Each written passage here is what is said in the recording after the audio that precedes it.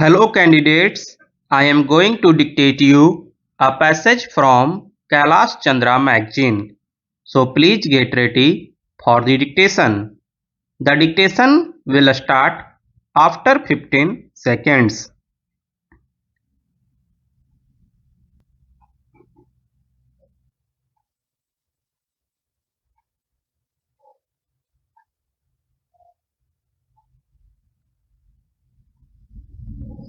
At the outset, I should like to state that we are not able to understand some of the secrets of the railway board and the policy which they are following. When I say secret, I mean that they have got certain policies and methods which are not easily understandable by people like us. There is no proper organization through which the ordinary railway labourers and their associations could represent their grievances.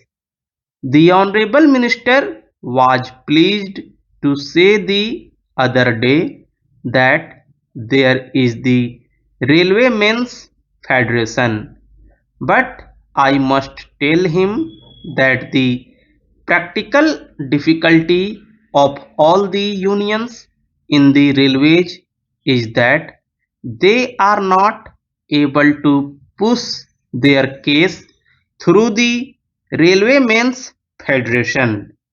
Another thing I would like to point out is that when representations are made to the Honorable Railway Minister or the Railway Board, in many cases we get a suitable reply, and as far as I have seen, we do get a suitable reply, but that is all. I would request the Honourable Minister to see that their cases are properly considered and something is done for them. The other day I represented to the Honourable Minister and also the Railway Board the case of the sanitary inspectors. They are classified as supervisory staff. Prior to 3rd May 2008, they were given upper class passes like other officers, but since that date, all of a sudden the upper class passes have been stopped for these people. We do not understand why this discrimination should have been made against these stationary inspectors. I would request the Honourable Minister to see that proper consideration is shown to them and to remove inconsistencies in this regard. Even though repeated representations have been made to the Railway Board and the Honourable Minister, the case of the running staff has never been properly considered at all. In the case of B grade firemen, all of a sudden the literacy qualification was introduced and people who have passed the SSLC examination have been taken directly as firemen. But what about the case of those who entered service before this literacy question was introduced? Some of them have put in more than 10 years of service. They were recruited by a staff selection board after proper examination. They were never required to pass the SSLC examination which they entered service.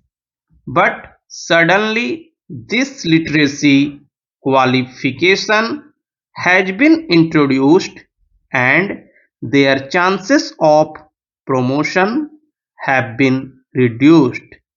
The number of persons affected is very small, and I would therefore request the Honorable Minister to look into their case favorably. Another point is about telegraph inspectors. They are the people who look after the maintenance of telegraph lines. They have been recruited in the normal manner, and they are the people who have put in service of more than 10 or 15 years. The question of wireless inspectors came in at the time of war. They are now classified along with telegraph inspectors. Whenever certain appointments or grades are introduced, the case of the telegraph inspectors is overlooked. The wireless inspectors, who are called communication inspectors, at present came into the picture only at the time of war. Now what happens is that the telegraph inspectors who have put in a service of more than 10 or 15 years and who look after the work which was used to be done by the wireless inspectors are neglected and overlooked. I hope their cases will receive the deepest consideration of government and a proper solution will be found. I now come to the grievances of travelling ticket examiners. Representations were made by them that they should be classified as running a staff. They are not sitting a staff. They have been representing that they should be classified as running a staff along with drivers and firemen. Their cases have also been overlooked. It is a small case and the railway board can easily understand it if only they have a mind to look into the matter. There are ever so many things, but I do not want to mention them all. I do not understand the secrets of the delay. According to the railway board, delay means 10 years. That is the minimum.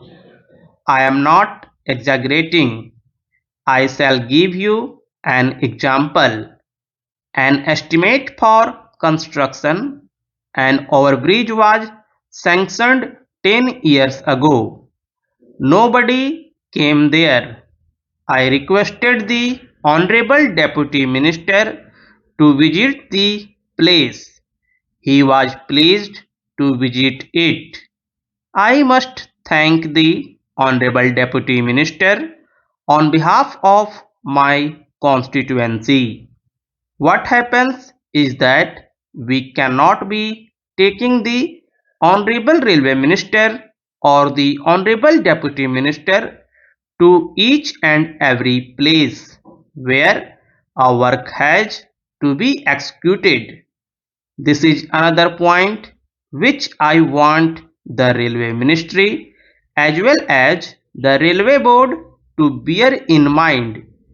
People are nowadays afraid of traveling in aeroplanes, but I think that a reference to the volume of papers supplied to us will show that accidents to trains are increasing day by day.